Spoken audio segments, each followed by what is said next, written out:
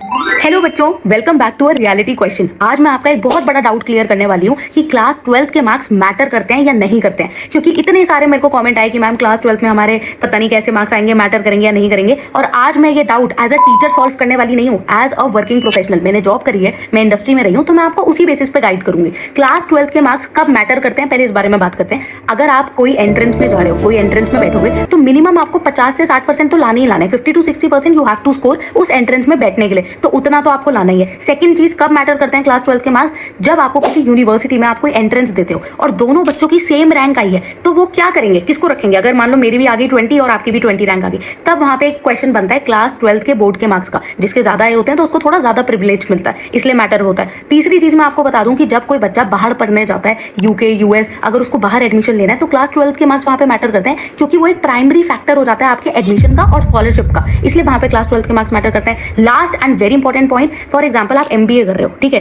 कुछ भी कर रहे हो, मेरा भी अगर आप जॉब का रिज्यूमे देखोगे तो वहां पे मैंने क्लास 12th और 10th दोनों के मार्क्स लिखे हैं। बहुत लोग क्लास 12th के ही लिखते हैं। हालांकि अब आप बोलोगे कि जब हम एक वर्किंग प्रोफेशनल हो गए तो क्लास 12th के मार्क्स से क्या ही मैटर है। काफी सालों के बाद तो फर्क नहीं पड़ता। अगर मुझे 6 साल जॉब करते हुए हो गए तब तो मैटर नहीं करता। बट अगर मैंने क्लास 12th मतलब अपना जैसे ही अपना एमबीए खत्म करा, उसके बाद में अपना अगर रिज्यूमे दिखाऊंगी और वहां पे मेरा क्लास 12th के मार्क्स लिखे हैं, तो वो कहीं ना कहीं अफेक्ट करता है सामने वाले को कि यार ये तो शुरू से कंसिस्टेंट था, इसके तो शुरू से 90% आए हैं या 80% आए हैं, तो ये पढ़ने वाला बच्चा है। अगर आपके रिज्यूमे में लिखा होगा 50%, तो वहीं पे थोड़ा वो हो जाएगा कि यार पहले तो ये पढ़ता नहीं था, पता नहीं कैसा है।